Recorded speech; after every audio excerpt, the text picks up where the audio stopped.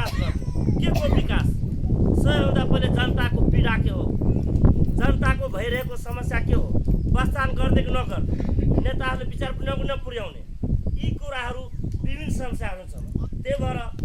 आजको यो कार्यक्रममा दुई शब्द आफ्नो मन्तव्य राखिदिनु हो साह्रै नै खुसी लाग्यो र यी कुराहरू हाम्रो यो प्रत्यक्ष पार्टीले यो कुरा मनन गर्नुहुन्न भने एउटा आस्था राख्ने आफ्नो मन्त्र यही अन्त गर्नु धन्यवाद। अब यसै गरेर हाम्रो सप्तरी जिल्लाको श्रीलङ्का भनेर चिनिने गोबरगाडाबाट आउनुभएका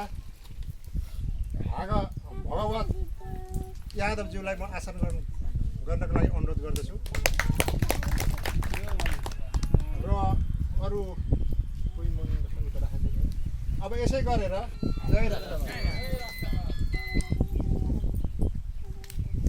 सबभन्दा पहिला धेरै साथीहरूको कुरो पनि सुन्यो तर सुनेर अहिले चाहिँ यो